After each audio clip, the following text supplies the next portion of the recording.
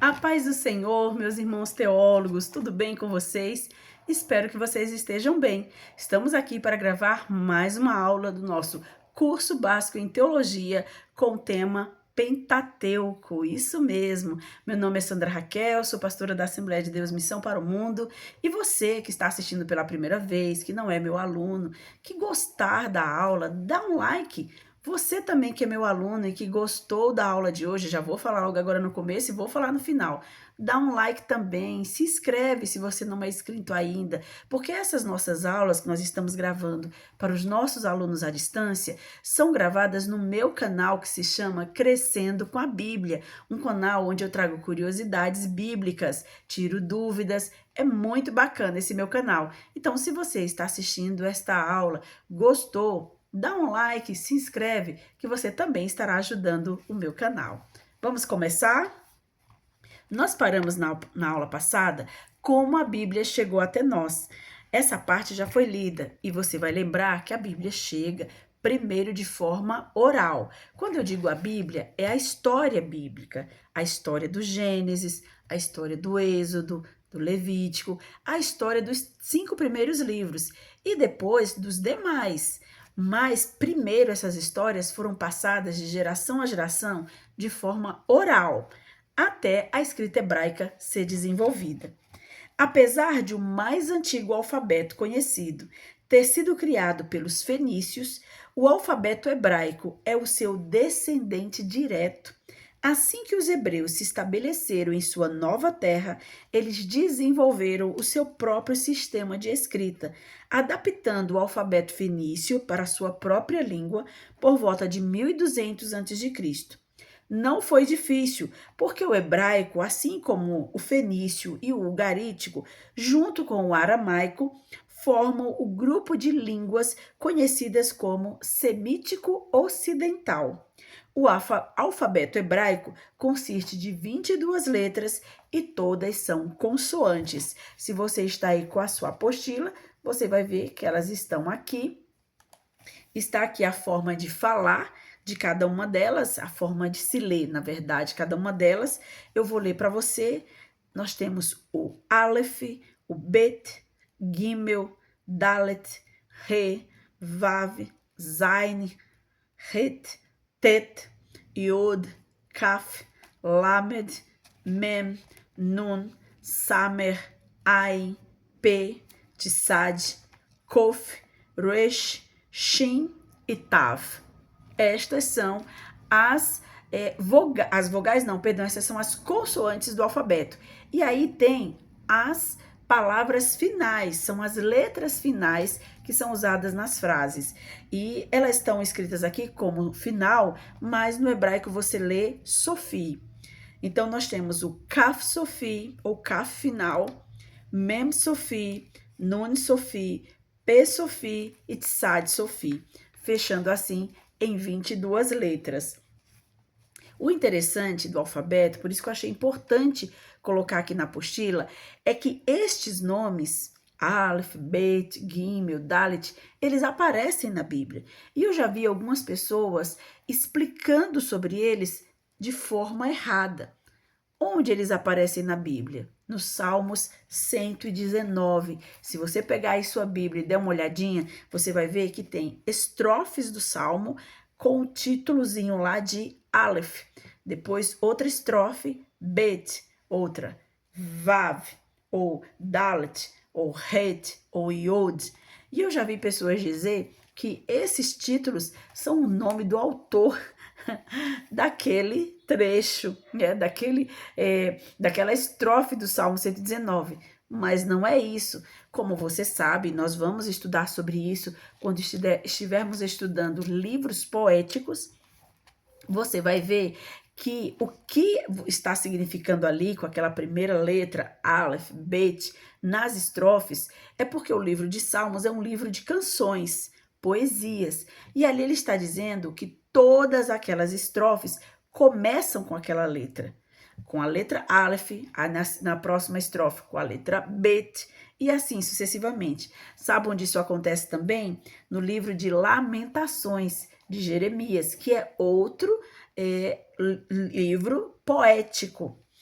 Lamentações, capítulo 1, 2, 3 e 4. Se você olhar agora na sua Bíblia, é uma pena, existem algumas versões da Bíblia que não trazem essas letras hebraicas no seu início, porque ali está indicando que aquela estrofe começa com aquela letra, é isso que está dizendo, e algumas das versões da Bíblia tiraram essa beleza que havia tanto no Salmo 119 como na Lamentações de Jeremias. E o outro que também tem, talvez você já tenha prestado atenção ou não, é Provérbios 31, isso mesmo, o Provérbios da mulher virtuosa. Também está lá, Aleph, Bet, Vet, Gimel. Este é o alfabeto hebraico. Apesar de os livros bíblicos terem sido escritos relativamente tarde na história de Israel, alguns textos de escritas mais antigas, foram incorporados no texto final. Então, alguns textos foram incorporados ainda com a linguagem antiga que eles usavam antes de desenvolver o seu alfabeto. Quer um exemplo? O Cântico de Miriam, que está em Êxodo 15, 21. A irmã de Arão e Moisés, que depois da passagem do Mar Vermelho, pegou o pandeiro e dançou. Aquele trecho da canção é escrito com a linguagem ainda antiga. Uma outra parte é a canção de Débora, que está em Juízes, capítulo 5. Outro trecho de escrita antiga. O período aproximado dos livros terem sido escritos é de 1000 anos. Alguns textos mais antigos foram incorporados e a diferença linguística entre os mais antigos e os mais novos é muito pequena. Agora, quais foram os materiais usados para a escritura do Antigo Testamento ou do Pentateuco? Primeiro, o papiro, que já havia sido desenvolvido ali pelos egípcios. O papiro, ele vem de uma planta aquática lá do Egito e que tem esse mesmo nome. E essa planta, eles tiravam o caule dela. Depois eu vou colocar para vocês um vídeo do Rodrigo Silva mostrando lá no Egito como é que era feita, né, toda a produção, desde o caule sendo retirado, né, sendo cortado, montado ali aquelas tiras de caule, um sobreposta do outro, depois um peso sendo colocado sobre ela para que ela perdesse todo o líquido, por ser uma planta aquática, seu caule era bem cheio de água para perder aquilo e no fim, depois de alguns dias, tem os dias certos, ele ficar na estrutura de um papel, assim como conhecemos hoje. Tanto que a palavra papel vem de papiro. Foi o primeiro material leve, de baixo custo e duração para a escrita. Também conhecido como junco, é uma planta aquática muito comum no Egito. Do núcleo do seu caule produzia-se um material semelhante à folha de papel. Os primeiros livros da Bíblia tiveram como matéria-prima o papiro, e o vocábulo papiro, e do vocábulo papiro se originou a palavra papel. E agora vamos ver o pergaminho. O pergaminho já era um pouco mais trabalhoso, porém era mais resistente. O pergaminho é um material conhecido como couro ou velino. Seu nome provém de Pérgamo, cidade da Ásia Menor, na atual Turquia, onde originalmente era produzido. Fabricado com peles de cabras ou de ovelhas, o pergaminho era submetido a vários processos industriais até estarem completamente prontos para a escrita. Era muito mais caro que o papiro, porque era muito mais raro e ele também durava um pouco mais. Paulo menciona o pergaminho numa de suas cartas, é a segunda carta de Paulo a Timóteo, no capítulo 4, versículo 13. Também, se você pesquisar aí na internet, você vai ver sobre os achados, pesquise aí, os achados do Mar Morto, que foram aqueles rolos da Bíblia e de outros escritos que foram encontrados em cavernas lá próximo ao Mar Morto em Israel. Muitos deles sobreviveram porque foram escritos em pergaminho. Agora nós vamos falar sobre as traduções da Bíblia. Qual é a sua importância? As mais antigas e relevantes traduções do Antigo Testamento são chamadas de Targums aramaicos. A palavra Targum significa tradução. São traduções parafraseadas do Antigo Testamento, do hebraico para o aramaico. E por que isso era necessário? Vamos saber? A geração que retornou do cativeiro babilônico falava aramaico. Sem entender bem a leitura da lei e dos profetas, essa geração teve a necessidade de obter explicações orais em aramaico. E isso está registrado em Neemias, capítulo 8, versículo 8. Olha que interessante.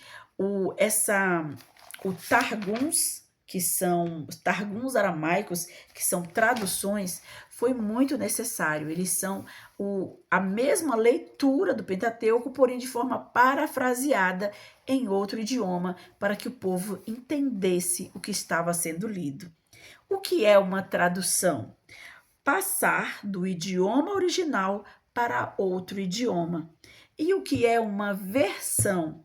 Uma correção ou atualização de uma tradução. Então, sempre que se passa de um idioma para outro, é uma tradução. Sempre que se faz uma atualização ou vamos dizer assim, uma atualização ou uma correção, aí se chama de versão. Vamos ver qual foi a nossa primeira tradução? A primeira tradução mais conhecida da Bíblia hebraica para outro idioma foi para o grego. Isso, essa é a mais conhecida, a tradução do idioma hebraico da Bíblia Sagrada para o grego. O nome dessa tradução era Septuaginta. Por volta do ano 3000 depois de Cristo, 3000 antes de Cristo, essa tradução é conhecida como a versão dos 70. Quando Alexandre o Grande morreu em 323, antes de Cristo, o grego era a segunda língua mais falada do mundo de então. Por esta razão, tornou-se importante ter uma tradução da Bíblia hebraica nesse idioma. Na época de Alexandre, ele queria tornar o mundo inteiro helenístico, falando a língua grega. E lá, ele já havia falecido, aqui é o reinado de Ptolomeu, ali na região do Egito, onde havia aquela biblioteca tão famosa, a Biblioteca de Alexandria, e lá ele queria ter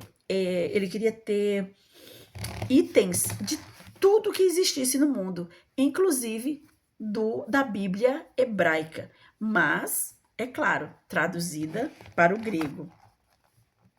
Por esta razão, tornou-se importante ter uma tradução da Bíblia hebraica neste idioma. Por volta do ano de 285 a.C., havia vários judeus que faziam parte da cultura egípcia. De acordo com a tradição, Demétrio de Falero era o responsável pela mundialmente famosa Biblioteca de Alexandria. Este perguntou ao rei Ptolomeu II, Filadelfos do Egito, se ele conseguiria a tradução grega da lei judaica para a sua biblioteca. Olha como era importante, hein? O rei liberou 1000 escravos judeus que ele tinha em seu domínio e enviou-os, juntamente com presentes generosos, para o sumo sacerdote em Jerusalém, e fez o seu pedido. Ele desejava que fosse selecionado 6 sábios de cada tribo, somando assim 72 homens. Eles teriam que vir até Alexandria, no Egito, para trabalhar nesta tradução. Foram recebidos com uma recepção real de boas-vindas na corte e foram enviados à ilha de Faros. Nesta ilha, foi preparado cubículos para cada um deles, e em 72 dias eles traduziram toda a Torá e concordaram com a tradução uns dos outros. Parece até um milagre, né? Parece até uma coisa sobrenatural, mas essa é a versão escrita na carta de Aristéios ao seu irmão Filócrates. E é muito famosa. Alguns dizem que foi um mito, que não foi bem assim, mas o que se sabe é que verdadeiramente a Bíblia existe. A Bíblia se chamava Septuaginta, ou seja, versão dos 70, e foi a primeira tradução da Bíblia do Pentateuco. E aí nós vamos ver agora a segunda tradução, também famosa. A segunda tradução da Bíblia hebraica mais conhecida foi a Vulgata Latina. A maioria dos cristãos usavam a Bíblia em grego, inclusive o próprio Jesus usou. A Septuaginta, ou a versão dos 70, porque o grego era a língua das pessoas estudadas na época de Jesus. Mas no quarto século depois de Cristo, o latim estava sendo falado por todo o Império Romano e uma boa Bíblia em latim era urgentemente necessária.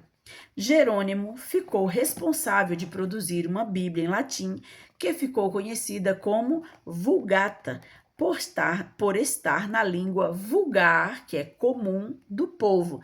Não é vulgar no sentido ofensivo, é vulgar no sentido comum. Jerônimo era sacerdote e monge. Foi secretário particular do Papa Dámaso e após sua morte após a morte do Papa, Jerônimo mudou-se de Roma para Belém, onde completou a sua tradução da Bíblia. Sua tradução foi um sucesso e permaneceu como a Bíblia oficial da Igreja Católica por mais de 1.500 anos. Possui 73 livros, 7 a mais que os da versão protestante. São eles Tobias, Judite, 1º e 2º Macabeus, Baruque, Sabedoria de Salomão e Eclesiástico. Estes 7 livros são conhecidos como livros apócrifos. A palavra apócrifo significa obscuro, ocultos. Vamos continuar lendo para vocês entenderem? Eu explico já já tudo. No início do quinto século, Jerônimo incluiu livros da Septuaginta que não estavam no cânon hebraico. Lembra que eu já expliquei o que é o cânon? A vara de medir tinha que estar dentro das regras e das normas. Se não passar no cânon, não entra na escritura sagrada. Estes livros não estavam no cânon hebraico. Ele foi o primeiro a chamá-los de apócrifos, que significa ocultos. Ele incluiu prefácios que foram posteriormente retirados e os livros apócrifos foram gradualmente incorporados ao cânon católico. Os prefácios que Jerônimo colocou era explicando que estes livros não faziam parte do cânon, não eram livros sagrados, mas livros de importância histórica, falando sobre o período interbíblico, os acontecimentos que haviam tido lá, principalmente com relação aos macabeus e tantas outras coisas. Mas, devido às cópias que iam sendo feitas, vamos dizer assim, este comentário acabou sendo retirado e os livros foram incorporados ao cânon católico, ou seja, foram considerados sagrados. E sabe como a Igreja Católica chama estes livros? De deuterocanônicos. Deutero, nós vamos ver um pouquinho mais para frente, significa segundo. E canônicos, ou seja, segundo, ele está dizendo assim, que é um segundo canon, os livros que entraram em segundo lugar no cânon bíblico. Essa é a explicação que eles dão. Os católicos chamam esses livros de deuterocanônicos, que significa segundo canon, ou adicionados posteriormente ao cânon. É importante saber que nenhum ensinamento ou doutrina foi afetada em função das traduções. Isso eu estou falando das traduções. Quando traduziu do idioma original para outro idioma, ou até por exemplo, do idioma latim para o alemão, que é o que Lutero faz, a parte doutrinária não foi afetada. Então, nenhuma doutrina bíblica é afetada com a tradução. diferente destes livros apócrifos que foram incluídos. Nestes livros apócrifos, eles acabaram sendo incluídos no cânon católico e eles, infelizmente, têm alguns ensinamentos que afetam, sim, a doutrina bíblica do Pentateuco, principalmente. E aí, nós estamos já caminhando para o final. Nós temos aqui agora a divisão do Antigo Testamento, isso, os livros do Antigo Testamento. Como é feita essa divisão? Eu expliquei para vocês na aula passada como é feita a divisão do Antigo Testamento, ou do Pentateuco, ou da Taná hebraica, na Bíblia hebraica. Agora eu vou falar como é feita a divisão na nossa Bíblia, a Bíblia protestante. O Antigo Testamento está dividido em 4 grupos: lei, história, poesia e profecia. Na Bíblia hebraica, no entanto, seus livros seguem outra disposição, que foi o que eu expliquei agora. Na Bíblia hebraica, eles foram acrescentando os livros em ordem cronológica, de acordo com que os livros foram chegando. Tanto que Daniel, Crônicas, Neemias e Esdras são os últimos livros que entram na Taná hebraica, na Bíblia hebraica, porque foram os últimos escritos que chegaram após o exílio babilônico, e foi Esdras quem os compilou e organizou, segundo os estudiosos. Primeiro ponto aqui, primeira divisão da nossa Bíblia hebraica, perdão, da nossa Bíblia protestante, que é o nosso Antigo Testamento. Lei é a primeira parte do Antigo Testamento, composta de 5 livros: Gênesis, Êxodo, Levítico, Número e Deuteronômio. Aqui também pode ser chamado de Pentateuco. Livros históricos. São 12 livros: Josué, Juízes, Ruth, 1º e 2º Samuel, 1º e 2º Reis, 1º e 2º Crônicas, Esdras, Neemias e Esther. Por que a nossa divisão é feita assim? Porque a nossa divisão segue a linha lógica, não cronológica, mas sim a lógica. Depois do Pentateuco, os 5 primeiros, que contam a história das origens, todo o período da peregrinação, até a entrada da Terra Prometida, dando continuidade com a história, livros históricos, dando continuidade com a história de Josué, depois dos juízes, depois dos reis, e assim sucessivamente, até a ida deles para o exílio babilônico, ida e retorno. Livros poéticos é o próximo. São 5: Jó, Salmos, Provérbios, Eclesiastes e Cantares de Salomão. Jó, Provérbios e Eclesiastes são chamados também de sapienciais, ou seja, de sabedoria prática. E por último, na nossa divisão do Antigo Testamento, nós temos os livros proféticos. Eles estão subdivididos em profetas maiores e profetas menores. Nós também vamos estudar. Quem são os profetas maiores? Isaías, Jeremias, Lamentações de Jeremias, aí entra como um livro só. Ezequiel, Daniel, na nossa Bíblia protestante separa, é na Bíblia hebraica que é junto, na nossa separa. Ezequiel, Daniel são os profetas maiores. Agora vem os profetas menores: Oséias, Joel, Amós, Obadias, Jonas, Miqueias, Naum, Abacuque, Sofonias, Ageu, Zacarias e Malaquias. Eles são chamados de profetas maiores não porque o seu trabalho eles são chamados de profetas menores não porque o seu trabalho tinha menos importância. Assim como os outros que são chamados de profetas maiores, não significa que o seu trabalho tinha mais importância. Eles são chamados de profetas maiores porque produziram mais, seus livros são mais volumosos. Estes outros profetas são chamados de profetas menores porque produziram menos, os volumes dos seus livros são menores. As línguas originais. O Antigo Testamento foi escrito originalmente em hebraico, com exceção de Esdras, Jeremias e Daniel, composto em língua aramaica. É claro que eu estou falando aqui do hebraico já depois do idioma ter sido desenvolvido. Lembra que nós explicamos antes que mesmo enquanto eles estavam no deserto, que Moisés já estava escrevendo, provavelmente era uma língua semítica. Deixa eu voltar até aqui para você ver direitinho.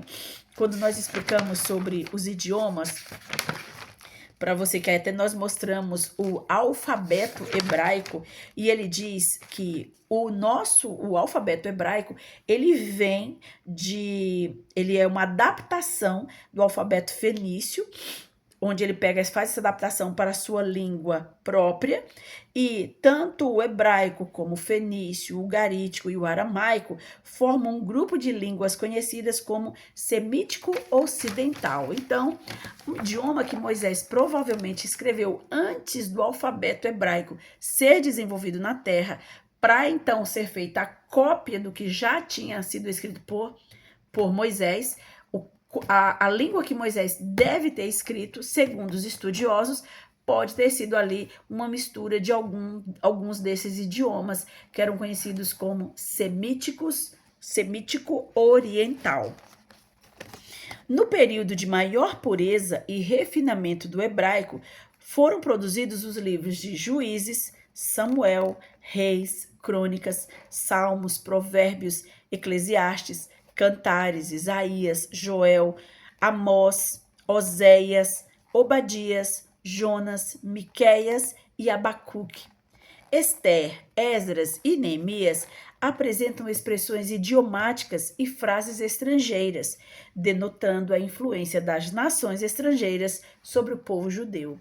Então, as línguas originais, depois que foi desenvolvido o idioma hebraico, se fez a cópia para o idioma hebraico, já traduzindo das línguas semíticas ocidentais para o idioma hebraico, um idioma próprio da nação, e todos os demais, como ele coloca aqui, que foram sendo escritos depois, foi justamente no período do refinamento do hebraico. Quando chegou os livros de Esdras, Ester e Neemias, que foram o finalzinho, né? Os últimos livros que entram no cânon judaico, que foram pós-exílio babilônico, você vê que ele já tem uma influência das nações estrangeiras sobre o povo, porque possui algumas expressões idiomáticas e frases estrangeiras. E para nós fecharmos a aula de hoje e concluirmos, nós vamos colocar aqui sobre divisão de capítulos e também de versículos. Imagina se a nossa Bíblia nós tivéssemos que ler sem os capítulos e versículos, como não seria difícil para a gente encontrar os textos? Então, que bom que Deus capacitou estes homens no decorrer da história para fazerem esta bênção que é separar a Bíblia, dividi-la em capítulos e versículos. Por volta de 1228, Stephen Langton procedeu à divisão de toda a Bíblia em capítulos. Alguns historiadores atribuem o trabalho ao cardeal Ugo Santo Caro, que o teria completado em 1258. Caro, muito provavelmente, haja se limitado a introduzir melhorias na obra de Langton. Quanto à disposição do texto bíblico em versículos, o Antigo Testamento foi dividido em 1445 pelo Rabi Natan, e o Novo Testamento em 1551 por Robert Stevens, um famoso impressor de Paris. Que Deus abençoe, que Deus possa ter recompensado, eu acredito que sim, a vida destes homens por terem facilitado a leitura da palavra de Deus como ela é hoje. E que Deus abençoe a vida de vocês por ter ficado até agora nos ouvindo. Espero que você possa ter conseguido acompanhar aí na sua apostila. E você que não é meu aluno, mas que entrou ali buscando teologia, buscando Pentateuco e viu aí o meu vídeo, assistiu e gostou, coloque um joinha, se inscreva se você quiser. Meu aluno também, coloque um joinha se você gostou, se inscreva para que o nosso canal também possa crescer e se tornar bênção na vida de muitas pessoas. Que Deus abençoe a sua vida e até a próxima aula.